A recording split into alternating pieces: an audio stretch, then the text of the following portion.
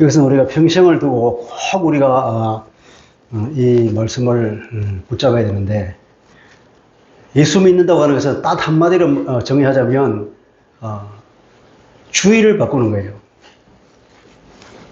아담이 에덴에서 쫓겨난 것이 뭐냐면 내가 내 삶을 살겠다고 하는 그런 사단의 꼬임에 넘어가서 하나님을 떠난 거예요. 그러니까 예수를 믿는다고 하는 건 다시 그것을 돌아가는 거거든요. 돌아간다고 하는 것은 내가 더 이상 내 주인이 되지 않고 내가 더 이상 내 삶을 주관하지 않는다는 것입니다. 내 삶은 주님이 주인이고 주님이 내 삶의 왕이기 때문에 언제나 어떤 순간이나 모든 우리의 선택의 순간에 주님께 물어보고 사는 거예요. 이것을 선택하려고 하는데 주님 무엇을 선택할까? 어떻게 할까요? 그렇게 늘 묻는 그런 삶을 살면 우리가 크게 우리 믿음이 성장할 줄 믿습니다. 이것은 우리가 평생에 가져야 할 중요한 것이기 때문에. 그리고 사단이 항상 우리에게 그런 말을 속삭이잖아요. 그때 가룟 유다에게 사단이 생각을 넣어줬고 그 생각을 곱씹다가 결국 사단을 몸속으로 받아들이고 그래서 그 사단의 조종을 받으면서 자기 스승을 파는 그런 어처구니 없는 상황에 떨어졌듯이 그것을 방어하자면 어떻게 되냐. 우리가 사단이 주는 생각이라면 반대로 사단이 이렇게 가자 그러면 아니야. 이 사단의 생각이 나는 반대로 가면 되겠다. 항상 그렇게 합니다. 우리 집사람이 길눈이 어두워요. 그래서 내가 말하기를 당신이 생각할 때 반대로 가면 된다. 늘 보면 내가 이쪽으로 가고 싶은 생각이 드는데 이쪽은 아니란 말이에요. 반대로 말이죠. 그러니까 사단이 사단이 내게 주는 생각으로 생각하던 그걸 정반대로 주님과 반대니까 그렇게 우리가 반대 정신으로 사는 그것이 굉장히 중요하다는 말씀을 드렸습니다. 오늘은 그리스도인들에게 또 중요한 삶의 원리를 주고 있는데 이것은 오늘 제목이 재물을 다루는 법이라고 정해왔습니다. 물론 좋은 제목은 아니지만 그리스도인들은 이 재물을 다룰 줄 알아야 됩니다. 이 재물에 대해서 우리가 어떤 생각을 가지고 있었냐 하는 것을 주님께서 가르쳐 주신 것에 따라서 우리가 그것을 꼭 명심했으면 좋겠습니다. 이 얘기를 하나 드릴게요. 2002년에 미국에서 이제 큰 복권이 있는데 우리 복권은 뭐죠? 로또 복권 있잖아요. 미국에는 제일 큰 복권이 아마 파워볼이라는 복권이 있는 것 같아요. 잭 휘테크라고 하는 사람이 2000년에 이 파워볼에 당첨이 됐습니다. 자그마치 그때는 세금을 다 떼고도 9,300만 불을 받았는데 9,300만 불이면 지금 1,200원으로 계산하더라도 우리 돈으로 1,100억이 넘어요. 그 엄청난 돈을 받았는데 이 사람이 복권을 받고 나서 어떤 삶이 되었을까요? 근데 이 사람은 송유관 건설 업체에 있는 사장이었어요. 꽤 돈이 있었던 괜찮게 사는 사람이었던 것 같아요. 그런데 이 사람은 그 복권을 1,100억 이상 되는 돈을 받아서 당첨금 10%를 사회에, 교회에 그것도 기부했습니다. 교회에 기부했던 걸 보니까 이 사람은 크리스찬인 것 같아요. 굉장히 훌륭한 삶을 살았죠. 그죠? 내가 1,100억을 받으면 10%면 110억이겠죠. 110억을 교회에 내겠습니까? 아멘. 네, 할렐루야. 그러시기를 바랍니다. 네. 우리가 10만 원을 내가 벌어서 11조 만 원을 내는 것은 쉬운데 내가 1,000만 원을 받아서 11조 100만 원 나는 건 쉽지 않아요. 내가 1억을 받았는데 1,000만 원을 11조 낸다. 더 힘들어요. 돈이 금액이 올라가면 올라갈수록 사실 쉽지 않은 일인데 이분은 굉장히 훌륭한 분 같아요. 그리고 경기가 불안해서 자기가 직원들을 자그마치 25명이나 해고를 했는데 그 사람 다시 다 불러들였습니다. 참 착하지요, 그죠? 복직시키고 그리고 이 돈을 어떻게 할까 고민해서 자선재단을 만들었습니다. 참 본받을 만한 사람이잖아요. 근데 그 행복이 오래가지 않았다는 거죠. 얼마 안 돼서 그는 음주운전으로 체포됐습니다. 그리고 나무를 협박해서 협박범으로도 체포되고 그 돈이 많다는 소문이 나니까 얼마나 많은 그 파리떼가 달아보든지 온통 소송에 소송을 걸어서 막 사람을 못 살게 그런 거예요. 도덕이 또 얼마나 끓는지요. 정말 살기가 힘들었죠. 그리고 재단을 설립한 지 2년 만에 재단은 사라졌습니다. 그리고 복권이 당첨 5년이 지나니까 완전히 파산하고 말았어요. 어떻게 됐냐? 5년쯤 지나니까 자기들 따라보니까 아내와 이혼해 있었습니다. 그의 하나뿐인 딸을 낳았는데 그 외손녀가 마약 중독으로 그만 죽고 말았죠. 마약 중독으로 죽는 것이 아니라 마약에 중독되다 보니까 얼마나 많은 그 파리떼들이 끌었는지 그 손자를 통하여서 이 사람을 회박하려고 그런 여러 상황을 겪다가 이 외손자도 죽고 자기는 술과 담배에 의지하고 살고 있는 자신을 발견했습니다. 그 사람이 BBC와 인터뷰를 하면서 ABC 방송에 인터뷰했는데 내 손녀가 죽은 것도 돈 때문이었어요.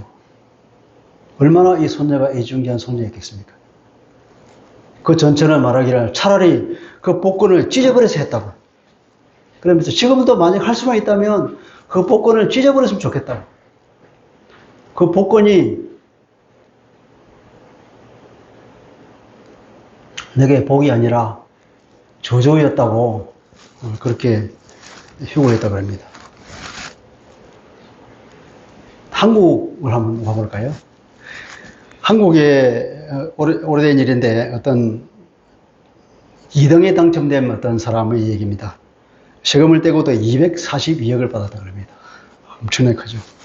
이 사람은 그 돈을 가지고 어딨냐? 주식을 다 샀어요.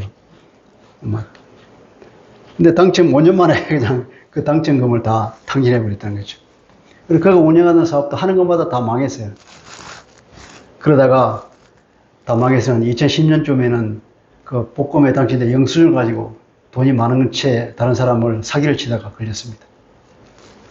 그리고 2014년에는 드디어는 남의 돈을 훔치다가 잡혀서 절도범으로 체포됐습니다.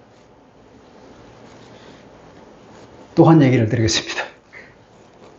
경상남도 창원에서 노점상으로 생활을 하던 부부가 있었는데 이 부부가 복권에 당첨됐어요. 그래서 세금을 떼고도 무려 7억 8천만 원을 받았는데 이 정도면 노점상 하던 사람이 7억 8천 받았으면 그거 옛날인데 큰 오랜 옛날은 아니지만 그 정도면 충분하잖아요, 살기가. 그런데 당첨된 4개월 만에 이 남편이 아내에게 살해를 당했다는 사실. 왜 살해를 당했냐?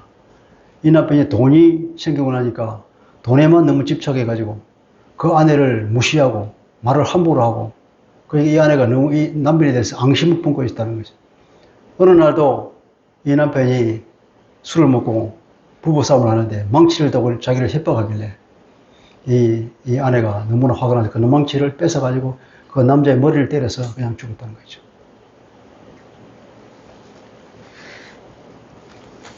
근데 이렇게 안 좋은 일만 있는 것이 아니라 잘 쓰는 사람도 있습니다.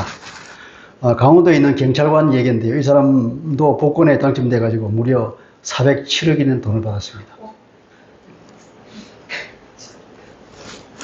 가족들에게 일부 재산을 나눠주고 또 자기가 다녔던 학교, 경찰, 조직 이런 데다가 거금을 희사해서 재단으로 장학금을 기부했습니다. 근데 그러고 나서 사람들이 저 사람도 이제 사치하고 또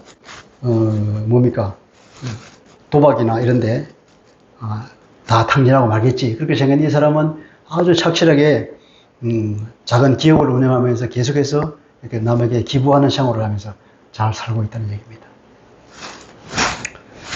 하버드대 심리학자인 데니얼 길버트 교수는 로또가 주는 행복이 얼마나 오래 갈까 이렇게 조사를 했더니 석 달이 채 못 간다고 해요.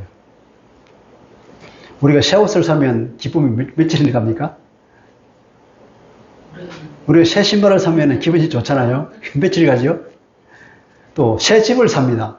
그것도 그렇게 오래 못 가더라고요. 프랑스에서는 파리 경제대학에서 그 연구를 했는데 복권에 당첨된 사람들을 연구를 해보니까 그 사람들이 과거에 비해서 더 경제적으로 좋아졌냐? 과거에 비해서 더 건강한 삶을 살았냐? 절대 그렇지 못했다는 것입니다. 자, 이렇게 돈의 힘이 얼마나 큰지, 그죠? 돈은 무시무시한 힘을 가지고 있습니다. 이런 길들이 아니라 야생마 같은 거죠. 예, 넘치는 힘이 있습니다. 세상 사람들이 생각하는 그렇게 생각해요. 돈으로 안 되는 게 뭐있냐? 돈으로 다 되는 것 같아요. 그죠? 이 사탄이 그것을 가만히 두고 있습니까? 사탄이 그것을 100번 활용하죠. 사람들은 눈앞에 돈을 흔들어야 됩니다. 그 흔들어야 되는 돈에 혹하지 않을 사람이 있겠습니까? 그리스도인들은 혹하지 않아야 됩니다. 예? 여러분.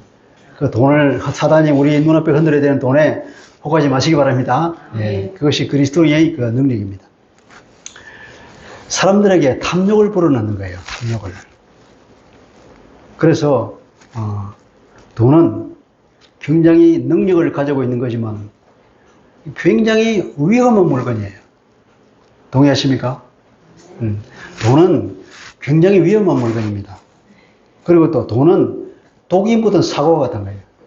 굉장히 맹독을 가지고 있는 겁니다.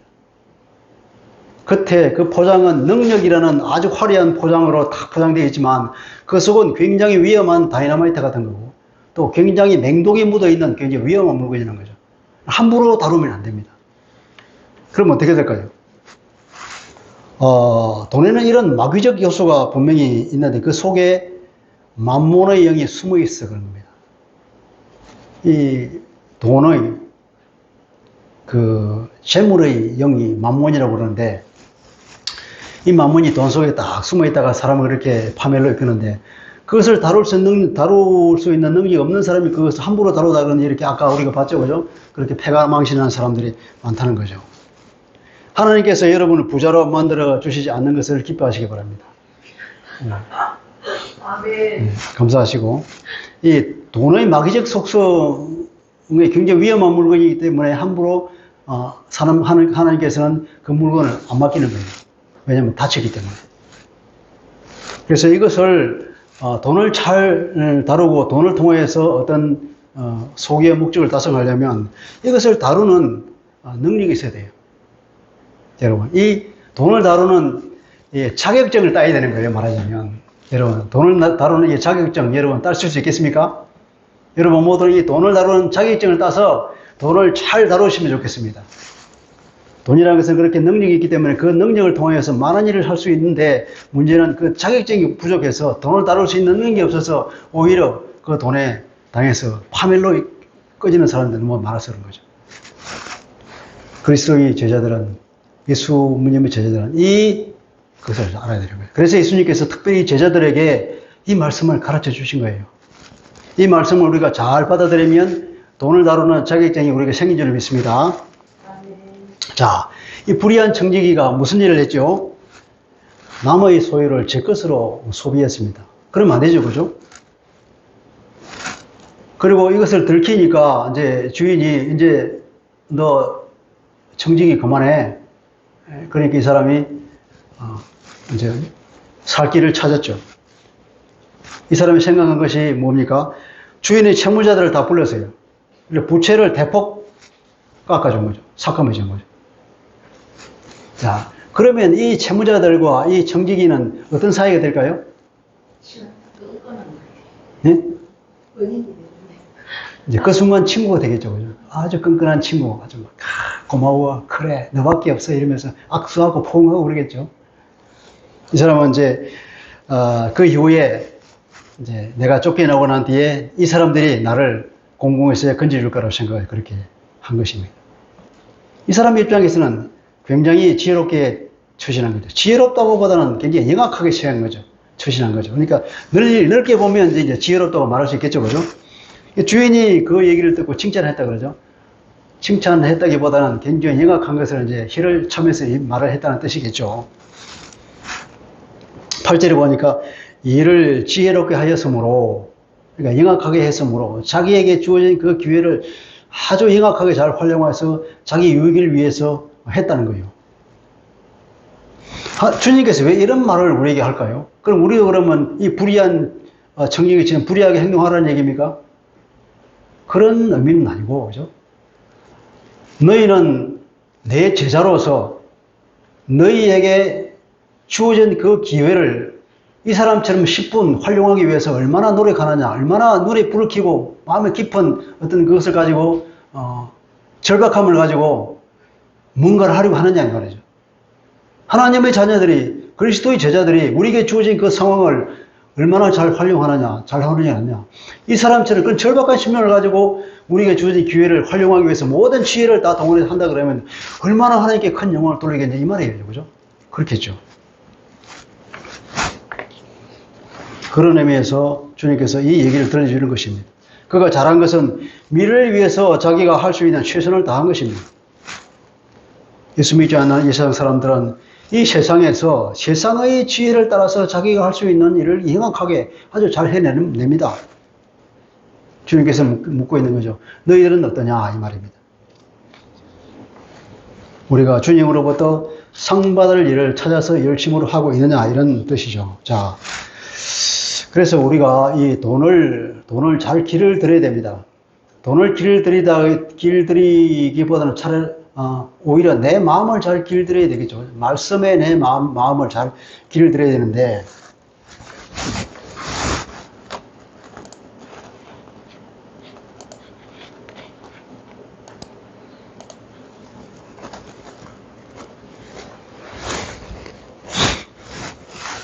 돈을 길들이기 위해서는 먼저 내 마음을 길들여야 됩니다. 그죠? 근데, 이 마음을 길들이기 위해서는 두 가지 걸림돌이 있는 거예요. 첫째는 탐욕 혹은 탐심입니다. 아까 그랬죠. 사단이 돈을 우리에게 흔들어대면서 뭐를 넣어줍니까? 탐욕을 넣어주는 거예요. 그러니까 탐욕을 따라가다 보면 우리가 파멸의 상황이 되기 때문에 이 두 가지를 해결해야 되는데 탐욕과 탐심을 우리가 제거해야 된다. 성경이 온통 보면 그 탐심을 제거하라 하는 말이 많아요. 두 번째로는 염려하지 말라는 겁니다. 주님께서 말씀하셨잖아요. 너희가 무엇을 먹을까, 무엇을 입을까 염려하지 마라. 저 지나가는 새를 보라. 저 들어있는 꽃을 보라. 자기가 무슨 노력을 하지 않아도 하나님께서 솔로몬보다 더 화려한 옷을 입혀주었고 그 새들도 먹을 것을 다 주지 않냐. 하물며 너희일까 보냐. 그렇게 말씀하죠. 그러니까 주님께서는 말씀하시기가 하나님의 너희의 아버지라는 것을, 하나님이 우리의 아버지요, 우리의 공급자요, 우리의 보호자라는 사실을, 그것을 꼭 명심하라 이거예요.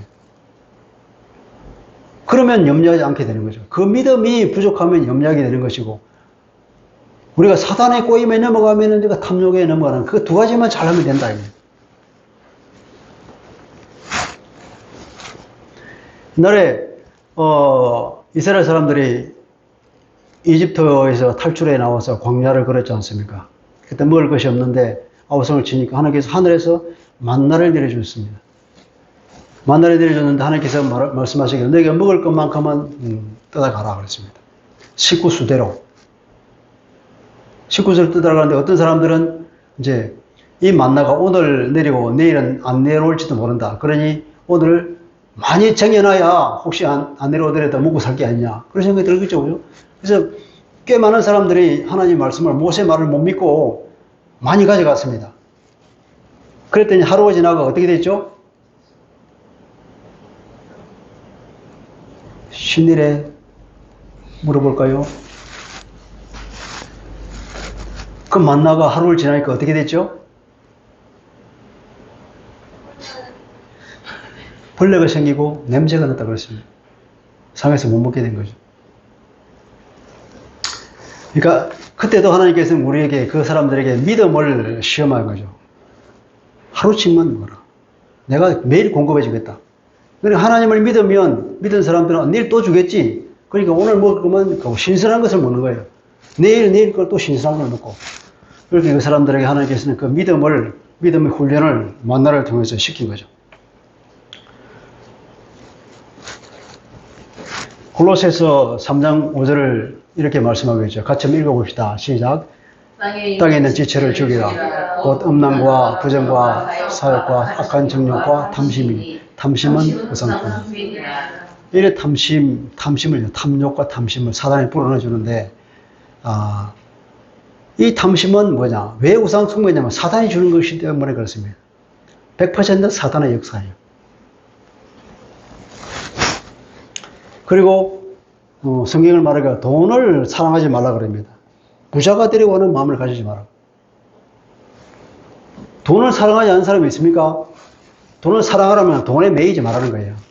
돈을 좋아하는 걸. 돈이 뭐 능력이 있으니까 돈을 통해서 돈이 필요하고 또 그것을 써야 되잖아요. 그래서 그렇게 필요한 것만큼 우리가 돈을 추구하고 돈을 버는 것에 대해서는 돈을 사랑한다고 말을 안 하지만 그 돈에 우리가 매여 있는 사람들. 돈에 매인 사람들은 돈을 사랑하는 것입니다. 부자가 되고 싶어하는 것은 돈을 사랑하는 것입니다. 디모데 전서 6장 9절 10절에 보니까 부활이 하는 자들, 부자가 되고 싶어하는 사람들은 어떠냐? 부자가 되고 싶어하는 사람은 그 마음에 벌써 사탄이 그런 탐욕을 부르는 거예요. 그러면 그것은 100% 사단의 역사겠죠. 그러면 그런 사람들, 그런 생각에는 어떻게 인도되냐 하면은 시험과 올무와 여러 가지 어리석고 해로운 욕심에 떨어진다. 그렇게 될 수밖에 없어요. 왜냐하면 사단이 그런 마음을 주기 때문에. 그 욕심에 떨어지면 어떻게 되느냐? 사람으로 하여금 파멸과 멸망에 빠지게 하는 것이라. 부자가 되고 싶어 하는 것, 즉 돈을 사랑하는 그 마음은 100% 사단의 역사에 넘어간 것이기 때문에 이런 결론으로 이르게 되어 있다는 것입니다. 하나님의 말씀입니다.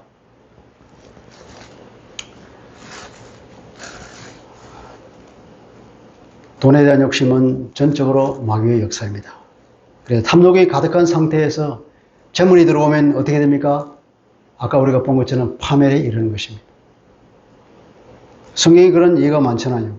이렇게 아브라함이 자기 조카 롯을 데리고 나왔습니다. 근데 그들이 재물이 많아지고 나니까 이제 함께 살 수가 없어서 서로 떠나자고 그랬는데, 롯은 소돔을 향해서 떠났습니다. 아브라함을 떠날 때에 그때 탐욕이 롯을 지배했다고 볼 수 있죠. 그래서 분한 소돔으로 계속해서 흘러들어갔다가 결국은 파멸의 길을 걸었죠. 아간이라고 있지 않습니까? 여리고를 점령하고 난 뒤에 하나님께서 여리고 전체를 헤렘으로 하나님께 전체 통째로 다 제물로 드리라고 얘기했는데 그 전체를 제물로 드리지 않고 그 중에 일부를 취했단 말이죠. 금덩어리와 그 신할 그 트롯을 감추었다는 거죠.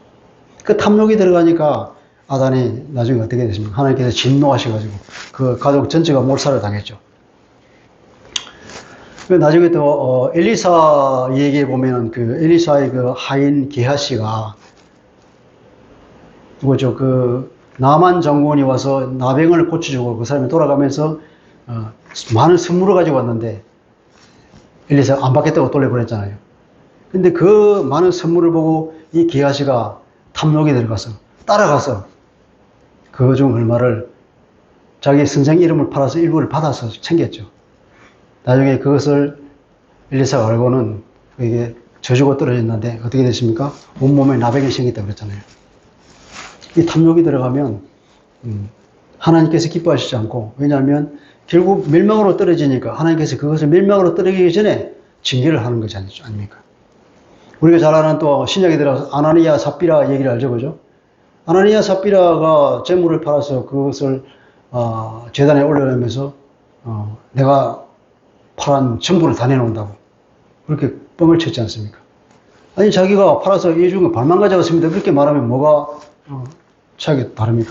반만 가져갔습니다 그렇게 정직하게 말하면 될 텐데 다 가져갔습니다 그러니까 뻥을 치니까 성령을 속인다고 그러고, 성령께서 강력히 역사하는 성령의 시대가 돌아온 그때에 성령을 정면으로 거부하니까 큰 재앙을 당했죠. 염려는 무엇입니까? 아까 두 가지 그랬죠. 하나는 탐욕이고 두 번째로는 염려입니다. 이 생활의 염려가 우리를 굉장히 힘들게 만듭니다.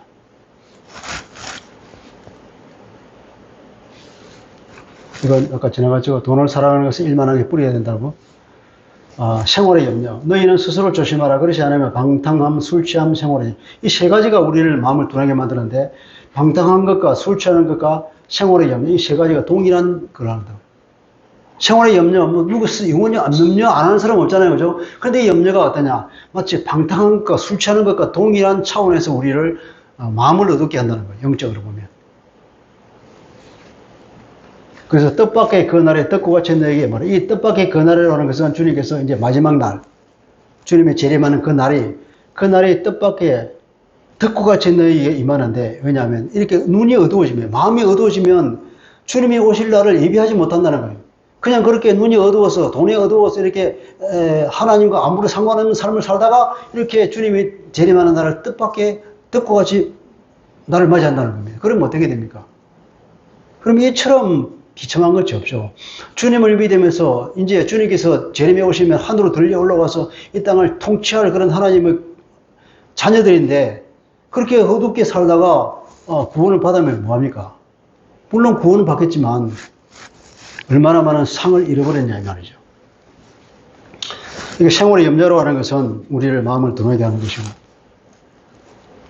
주님께서 씨 뿌린 자의 비유를 얘기하면서 이렇게 말했죠. 씨 뿌린 자.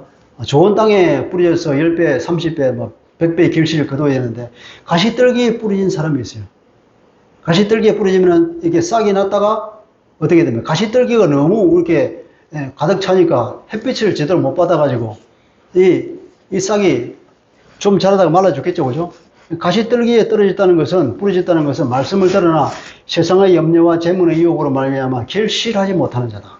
그러니까 하나님 말씀이 결실하지 못하는 겁니다. 이 염려가 많은 사람들은 그런 사람들에게 하나님의 말씀을 줘봐야 구원에까지 이르지 못한다는 거예요. 하나님을 믿는 믿음까지 이르지 못하는 것입니다. 예수 믿는 우리가 만약 이런 사람이 됐다 그러면 우리가 하나님의 자녀인 것은 맞지만 전혀 하나님의 다른 상을 받지 못하는 안타까운 상황에 빠진다는 것입니다.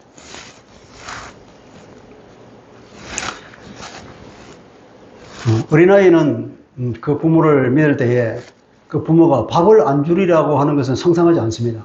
때가 되면 언제나 와서 식탁에 앉죠. 우리 애들 보면 때가 되면 앉아가서 엄마 밥 줘! 다 그러는 거죠. 당당하게 말합니다. 맡기는 것처럼. 근데 그 부모는 마치 의무라도 된 것처럼 그래 밥 줘야지 이러면서 밥을 차려주지 않습니까? 그런 하나님을 우리가 믿어야 되는데 우리가 살아나오면서 그런 믿음이 점차 떨어져서 우리가 얼마나 하나님을 못 믿습니까? 그러니까 우리가 염려한다고 하는 것은 하나님을 아버지로 믿지 못하는 것입니다. 하나님을 우리의 공급자이요 우리의 보호자라는 사실을 제대로 못 믿어서 그런 거죠. 바울은 빌립보서 4장 12절에 보면 내가 일체의 비밀을 터득했다. 내가 풍부에도 구할 줄 알고 비치는 데 구할 줄 알고 내가 가난하거나 부하거나 다. 바울은 왜 그러냐? 자족을 배웠기 때문에 그렇다고 그러거든요. 내가 자족할 줄 알았다. 그러니까 우리가 이런 탐욕을 벗어나서 자족할 줄 알아야 돼요. 우리가 하나님께서 주시는 그것에 만족하고 그것에 감사하면서 살면은 그것이 자족이거든요. 그것이 더 넘어나면은 탐욕인데 그런 자족을 배운 바울은 일체의 비밀을 터득했다. 믿음 가운데 사는 것이죠. 이런 사람들은 어떻게 돈에 대해서 이제 돈을 다룰 수 있는 자격증을 딴 사람들인데 그 사람들은 돈을 노예로 부릴 줄 아는 사람이 됩니다. 그렇지 않은 사람들 반대로 오히려 돈의 노예가 되는 상황이 생기죠. 돈에 끌려서 다닌단 말이죠. 돈을 벌기 위해서 내가 돈을 버리는 것이 아니라 돈이 나를 부리는 거죠. 그런 삶을 우리가 주변에 자주 보잖아요. 그죠? 돈의 노예가 돼서 그냥 돈을 그냥 정리해놔서 통장에 넣어놓는 거예요. 마치 거기서 금덩어리를 가지고 내가 마당에 판부도 먹는 것과 똑같은 거예요. 우리 이스라엘 사람 마찬가지예요. 그래서 그 사람 그렇게 죽으면 뭐합니까? 남의 것이 되는데. 어떤 사람의 얘기를 들어보니까, 자기가 이제 돈을 노예로 부리는 거죠. 어떤 선교사를 만났습니다. 그 사람 얘기를 듣고는 마음에 감동이 왔습니다. 이 사람에게 내가 차를 한 대 사줘야겠다. 아프리카 선교사인데, 봉투에다가 차를 하나 살 만한 돈을 넣어서 거기다가 쳤습니다. 내가 너를 아프리카에 파송한다. 그곳에서 네가 열심으로 일하라. 그렇게 적어서 그 선교에다 주었습니다. 그 선교사가 아프리카에 가서 봉고차를 하나 구입해가지고 사역을 열심히 했습니다. 몇 년 뒤에 이 사람이 아프리카 거기 현장을 방문할 계획이 있어서 갔더니 그 차가 있었습니다. 몇 년 만에 차가 벌써 너덜너덜해졌습니다. 얼마나 열심히 일했다니. 그때 주님께서 환상을 탁 보여줬습니다. 네가 파송한 저 노예다. 얼마나 열심히 일했는지 보라.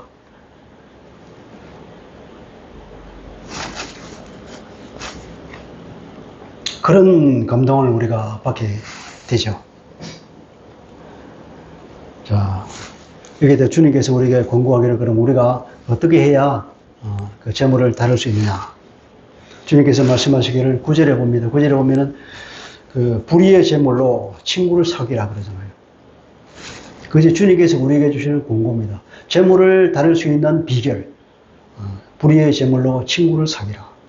자, 너희 이 원문 그대로 옮기면 너희 자신들을 위하여 불의의 재물로부터 친구를 만들어라 이 말이에요.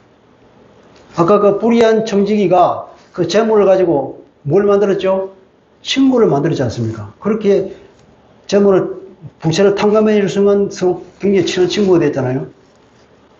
이것을 빗대어서 주님께서 말씀하시기를 그 사람은 그렇게 해서 친구를 만들었다. 너희들도 마찬가지로 재물을 통해서 친구를 만들어라. 그 재물을 어떻게 잘 사용하라 이 말이죠. 왜 불의한 재물입니까? 재물 자체가 불의하다는 얘기가 아니라 재물은 구원을 얻는 데에 아무 역할도 할 수가 없죠.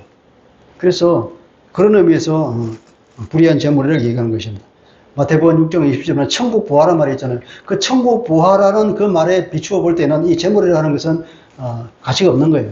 그래서 그런 의미에서 불의하다고 얘기를 하는데, 그래서 그러한 재물을 어떻게 쓰느냐, 잘 선용하면 친구를 만들 수 있지 않느냐. 그 불의한 청지기가 그렇게 해서 친구를 만들었듯이 그게 지혜로운 거야. 너희는 하나님의 자녀로서 이 재물을 통하여서 친구를 만들어 봐 이 말이죠. 친구를 사귀라는 것은 재물의 사용 방법을 두고 하는 얘기입니다. 그러니까 이 자신만을 위해서 창고에 쌓아두는 것이 아니라 그것을 필요한 곳에 흘려보내라 이 말이에요. 흘려보내라 재물을. 어디로 흘려보낼까요? 원어서모. 재물을 어디다 흘려보내야 될까요? 하나님이 나라에 흘려보내라. 네. 그렇겠죠. 어디에 흘려보내냐. 주님이 지시하는 곳으로 보내면 제일 좋겠는데, 우리가 그런 음성을 들으면 주님이 지시하는 곳으로 딱딱 보내면 얼마나 좋겠습니까? 실패하지 않고, 실수하지 않고. 그렇게, 주님이 지시하는 곳은 우리가 하나님의 음성을 들을 때도 있고, 또 하나님의 음성을 듣는다는 것은 제일 좋게는 성경에 써 있지 않습니까? 성경. 성령께서 말씀하시는 성령이 성경의 저자니까 성경을 보면 하나님의 음성을 듣는 것입니다. 그런 거라든지 내면의 음성을 듣고 성령의 인도를 받으면서 어디에 흘려보낼까. 그렇게 흘려보낼 때에 그것이 친구를 사귀는 것입니다. 주님께서는 누가복음 6장 38절에 보면 주는 자의 복에 대해서 말하고 있습니다. 지금은 참 주님의 공고에 대해서 말하고 있습니다. 첫째, 재물로 친구를 사라는 의미입니다. 지금 말씀하고 있는 요지는 이겁니다. 누가복음 6장 30절에 주님께서 말씀하죠. 주라.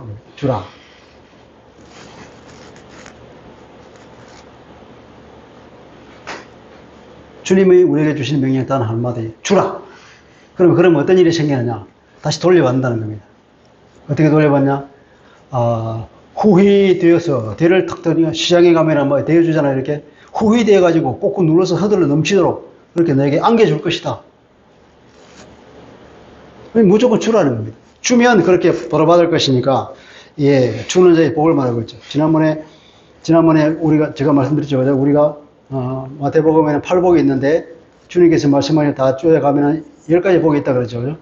9가지 복이, 9번째 복이 뭐라 그랬죠? 이 주는 자의 복. 10번째 복은 뭐였죠? 10번째 복, 아시는 분? 뭐였죠? 요한복음에서 우리가 배웠잖아요. 자, 섬기는 자의 복, 그죠? 섬기는 자, 10번째 복입니다. 자, 8복은 마태복음에 있고, 이게 9번째 복이에요. 주는 자의 복. 흘려보내는 사람. 이 주는 자의 복이 뭐냐? 그것이 재물의 복이에요, 재물의 복. 재물의 복은 내가 쓰는 것이 아니고, 재물은 흘려보내는 복이 재물의 복이에요. 자, 사도행전 20장 35절에 보면 주는 것이 받는 것보다 복이 있다 하면서 이것은 예수님께서 친히 말씀하신 것이라고 증언하고 있습니다. 사도 바울이. 재물의 복은 내가 나 자신을 위해서 쓰는 사람이 복이 있는 것이 아니라 그 재물을 흘려보내는 통로가 되는 그것이 재물의 복입니다. 재물의 통로가 되는 것. 많이 흘려보내서 더 많은 재물을 오게 되어 있습니다. 더 많이 흘려보내죠. 그럼 우리는 무엇으로 삽니까? 다 흘려보내면 우리 흔히 말하는 그 부스러기를 먹고 사는 거예요. 옛날에 정치권에서 그 유명한 말이 있잖아요. 떡고물. 그 떡고물 좀 먹었을 뿐이라고 말하잖아요. 그 뇌물 먹은 거. 자, 우리가 이렇게 재물을 흘려보내는 통로가 되면은 우리는 떡고물만 가져와도 먹고 살기도 충분히 흘러 넘치게 되어 있는 것입니다. 주님께서는 말씀이 그 결과는 뭡니까? 그 재물이 없어질 때에 그들이 너희를 영주할 처소로 영접하리라. 9절에서 그렇게 말하고 있잖아요. 그 재물이 없어질 때에. 그때가 언제일까요? 너희를 영주할 처소로 영접한다. 뜻밖의 예수님께서는 이 말을 영주할 처소는 영원히 거주할 처소 그러니까 텐트란 말이죠.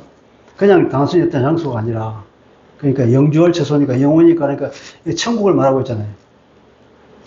이 종말의 때에 우리가 가야 할 그 처소를 말하고 있으니까 이때는 재물이 없어진 때나 하는 것은 뭐냐면 주님이 재림할 때 그때란 말이죠. 우리가 죽을 때 혹은 종말의 때에 하나님으로부터 칭찬을 받게 되는 것입니다. 하나님으로부터 상급을 받게 되는 거죠. 재물을 그 용도에 맞게 사용하면 그 상급이 내세까지도 이른다. 그런 복을 받는 거죠. 물론 이것 자체가 천국에 가기 위한 어떤 조건은 아닙니다. 주님께서 그냥 과장으로 하는 말씀이에요. 주님께서는 주님의 말씀을 들어보면은 주님은 수삭을 잘 활용을 했죠. 그래서 주님께서는 과장법이 많아요. 네가 오른손을 끊어버리라, 오른 눈을 빼버리라. 그 과장법이잖아요. 실제로 눈을 빼라는 얘기입니까? 아니죠, 왜요? 이것도 마찬가지로 이렇게 사용하는 사람이 천국에 갈 자격을 얻는다는 것이 아니라 예수를 믿어야 천국 가지요. 그런 복은 천국에까지도 복이 이른다는 거죠. 천국에 가서도 하나님의 칭찬을 받고 상이 주어진다는 거 아닙니까? 그러니까 그리스도인 예수의 제자들은 이런 삶을 살아야 되겠죠. 자, 두 번째로는 뭡니까? 주님의 두 번째 권고는 작은 것에 충성하라 그럽니다. 10절부터 12절 보면 그렇게 말씀하고 있습니다. 작은 것에 충성하라.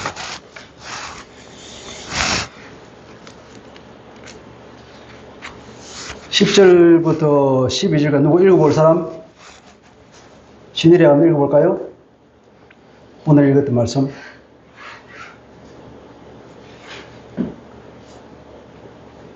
10절부터 12절 같이 읽어보겠습니다. 시작. 지극히 작은 것에 충성된 자는 큰 것에도 충성되고 지극히 작은 것에 불의한 자는 큰 것에도 불의하느니라. 너희가 만일 불의한 재물에도 충성하지 아니하면 누가 참된 것으로 너희에게 맡기겠느냐. 너희가 만일 남의 것에 충성하지 아니하면 누가 너희 것을 너희에게 주겠느냐. 여기서 보면 지극히 작은 것, 또 불의한 재물, 또 남의 것 이런 말이 나오잖아요. 이것은 다 재물을 얘기하는 것입니다. 주님이 주신 선물, 재물이라는 것은 하늘의 것에 비하면 지극히 작은 것이라는 것입니다. 이 지극히 작은 것에 충성하라. 이 말도 마찬가지로 굉장히 주님께서 문학적 기법으로 쓴 것입니다. 재물에 어떻게 충성합니까? 재물에 충성하는 것이 아니라 그 재물을 주신 하나님에게 충성하라는 거죠. 그것을 풀었으면 밑에 그겁니다. 같이 읽어보겠습니다. 시작. 그것을 주신 목적에 합당하게 하나님을 위하여 사용하는 것. 결국 하나님께 충성하는 거죠. 그 재물을 주신 하나님께 충성하는 거예요. 그 재물을 주신 그 재물의 목적에 합당하게 쓰는 거예요. 그것이 지극히 작은 재물에 충성하는 것입니다.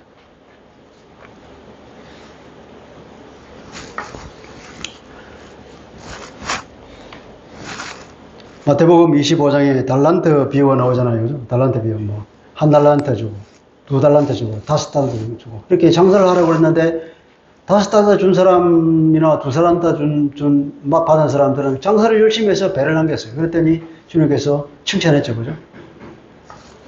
잘하였도다 착하고 충성된 종아 네가 작은 것에 충성하였으므에 내가 많은 것을 너에게 맡기리니 주인의 즐거움에 참여할지어다. 그랬습니다. 여기 또 충성한다고 말이죠. 주님이 그거 맡긴 그 사명을 잘 감당했다는 거죠. 그죠? 그랬더니 그러면 우리가 여기 11절에 보면 참된 것을 맡겨주실 거라는 거예요. 참된 것. 이것은 하늘에 있는 것. 우리 것. 하늘에서 우리가 받을 그 하늘의 그 상속분. 그죠? 우리가 천국에 가게 될 것. 그것을 받을 사람이 된다는 것입니다. 하나님께서 재물을 주신 목적이 무엇일까요? 달란트 비유로 풀어서 말한다 그러면 이런 것입니다. 어떤 곳에 투자하는 것이 수익률이 더 높을까? 어떤 곳에? 그렇게 생각하면 되는 거죠. 아까 주님의 뜻에 따라서 그 재물을 흘려보내면 좋은데 어떤 곳에 흘려보낼까? 말씀을 보면 된다 그랬죠. 주님이 우리가 알려주신 대로 하면 됐다 그랬잖아요. 근데 투자의 측면에서 본다 그러면 가장 수익률이 높은 곳에 시공사님 어떤 곳에 돈을 투자하는 것이 가장 수익률이 높을까요? 네? 투자 안 해봤어. 아니, 그러니까 하나님의 나라를 위해서 투자하면 수익률이 제일 높지. 그렇죠. 그러니까 뭐 선교사한테 투자한다든지, 선교지에 투자한다든지, 또 뭐 교회와 관련된 일, 그러니까 선교와 전도에 관련된 일, 그리고 또 하나님께서는 특별히 보면 구약에 보면 고아와 과부와 나그네 이런 데서 하는 특별한 관심을 가지고 있잖아요. 그런 곳에 투자를 한다든지. 그러면 그것이 가장 수익률이 높은 것입니다. 수익률이 높은 것. 우리가 찾아서 순서대로 투자하면 되겠죠. 그죠?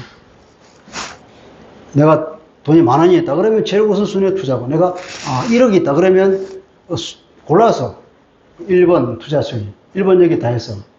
2번, 그 다음에 3번. 이런 식으로 차례대로 수익이 높은 곳에 투자하면 되겠죠. 그것이 우리가 재물에 충성하는 방법이다. 이거죠. 네.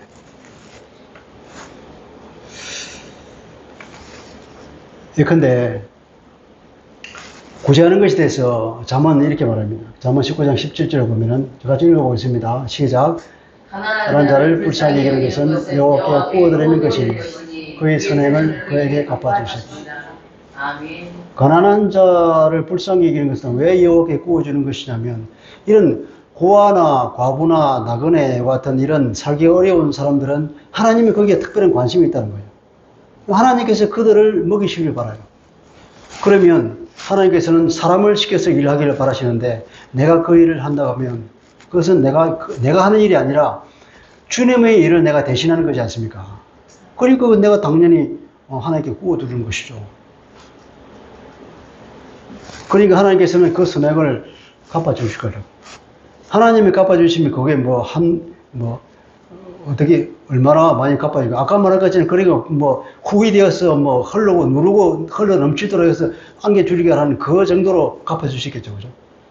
하나님이 갚아주시면 우리가 넘치도록 갚아줄 걸 믿습니다. 아마 수익률은 몇백 퍼센트 아니면 몇천 퍼센트로 돌아올지도 모르죠. 그렇게 말씀하고 있습니다.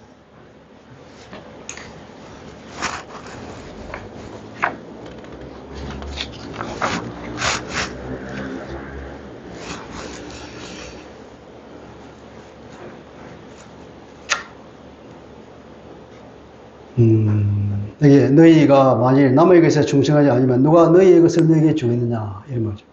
이것은 그 열매를 보여야 하라는 거죠. 주님께서 열매를 보고 그 나무를 안다 그랬잖아요. 어떤 열매를 맺느냐. 재물을 다룰 줄 아는 그 열매가 내게 있느냐. 재물을 다룰 줄 아는 그 잘 다루는 그런 자격증이 내게 있으면 그런 열매가 내게 있으면 그것을 보고 주님은 자기 제자인 줄 알 것이고 그 제자에게 더 많은 재물을 맡겨서 하나님 일을 할 것이라는 것입니다.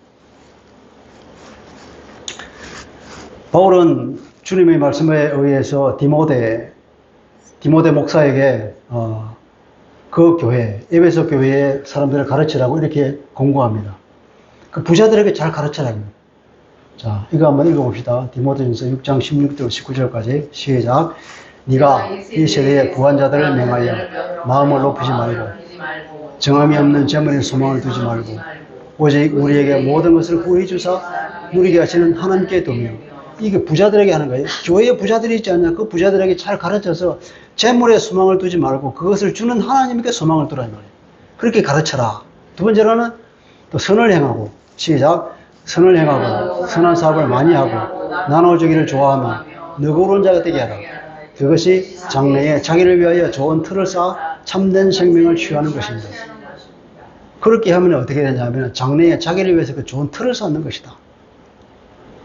참된 생명을 얻게 되는 놀라운 터가 되는 것이다. 이 부자들에게는 그렇게 하는 것이 그 사람이 구원 얻는 표제가 된다는 거예요. 그 열매를 보고 그 나무를 나르듯이 그 부자들에게 이런 것이 열매를 맺히는 거 보면 아, 이 사람은 구원받았구나 하는 표제가 된다는 겁니다. 선을 행하라. 선을 행하고 선한 사업을 하고 나눠주기를 좋아하고 너그러운 자가 되게 하라. 너그러운 것도 마찬가지로 많이 나눠주는 것을 너그럽다는 거예요. 이것이 부자들에게 주는 주님의 근거, 부자들에게 주는 재물을 다루는 비결을 주님께서 말씀해 주시는 것입니다. 이것이 재물을 다루는 자격증입니다. 자, 내용을 요약해 보겠습니다. 위험한 재물을 다루는 사람의 기본 자세는 두 가지라고 했죠. 첫째, 탐심을 멀리하라. 그죠? 탐욕이 내게 있느냐 없느냐는 그 증거는 어떻게 알겠습니까? 내가 돈을 사랑하는지를 보면 돼요. 내가 돈을 사랑하냐, 내가 돈에 집착하냐, 그러면 내가 탐욕에 쩔어 있다는 것입니다. 혹은 내가 부자가 되고 싶어 하는 마음이 내가 막 생긴다. 그러면 그것은 내가 탐욕이 있다는 것입니다. 그것은 버려야 될 것입니다. 그리고 돈이 하나님보다 더 커 보일 때, 돈이 주님보다 더 좋아 보일 때에 그는 내가 100% 탐욕으로 가득 차 있는 것입니다. 사단의 역사가 내게 강하게 역사하고 있다는 것입니다. 두 번째로는 믿음을 가지라고 했죠. 하나님의 내 아버지요, 내 공급자요, 보호자라는 사실을 확실히 믿어야 된다는 것입니다. 이 염려는 믿음 없음의 증거가 되는 것이고, 그러면 돈의 눈이 어두워지기 때문에 그렇습니다. 세상에 대한 염려는 마음이 둔화해지고 말씀이 결실하지 못하는 원인이 된다고 그랬습니다. 그래서 주님께서 이렇게 권고했습니다. 첫째, 불의한 재물로 친구를 사귀라. 그러니까 재물을 흘려보내는 거죠. 다시 말하면 돈으로 친구를 사라는 것입니다. 많이 흘려보내주면서 많은 친구를 만드는 것입니다. 필요한 곳에 보내는 것이죠. 순서에 따라서 하나님께서 원하는 곳에 이렇게 돈을 흘려보내는 그런 돈의 통로가 될 때에 내가 재물의 복을 얻는 것입니다. 주는 자의 복을 누리시기 바랍니다. 불의한 청지기가 자기 미래를 위해서 주인의 채무자의 부채를 탕감해 준 것에 빗대어서 주님께서 말씀하신 것입니다. 재물을 제대로 다루는 것은 작은 것이 충성하는 것이고 이것은 보다 큰 것을 맡을 자격이 있음을 증명하는 것입니다. 이렇게 재물을 하나님의 뜻에 합당하게 사용하는 사람은 그 사람의 복은 그 내세까지도 이루어진다 하는 것입니다. 자, 복권 당첨자가 아까 저주받은 사람이 있었습니다. 스스로도. 왜 그럴까요? 그 사람에게 돈 때문에 그랬다고 했습니다. 다 돈이 원인이라고. 그 사람은 돈 때문에 그러는데 엄밀히 말하면 돈 때문이 아니라 그 사람 자신 때문에 그런 거예요. 돈이 잘못이 아니라 사람이 잘못이죠. 그래서 아마 그 마음에 탐욕이 가득 들어있기 때문에 그 사단의 유혹을 이기지 못해서 그런 것입니다. 그 돈이 들어와서 그 처음에는 얼마나 잘 나갔습니까? 아주 독실한 크리스천으로서 할 일을 다 했지 않습니까? 그러나 점차 시간이 지나면서 그 사탄의 유혹에 결국 넘어지고 말아서 그런 저주의 결과를 맞이했죠. 자, 다시 말하면 재물도 그 특유의 사명이 있다는 것입니다.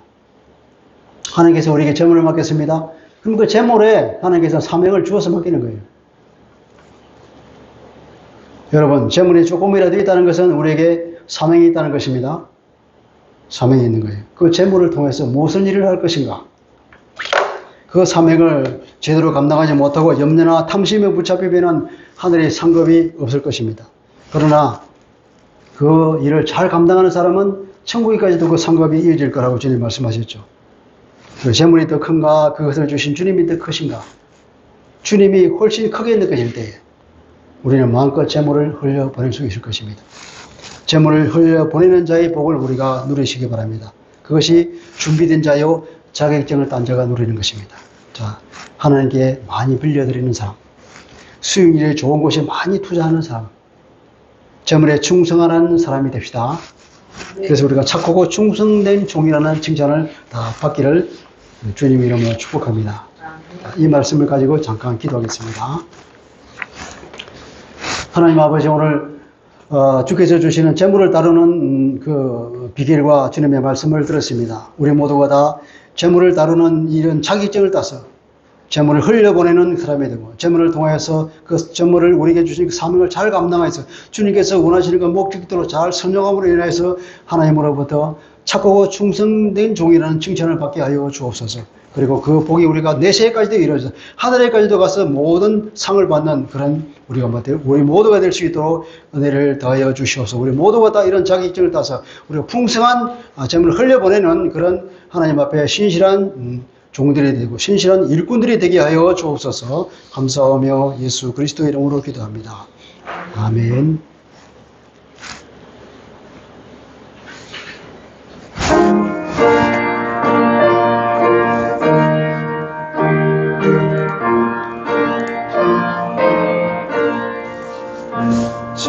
십자가 공병도라 주 위에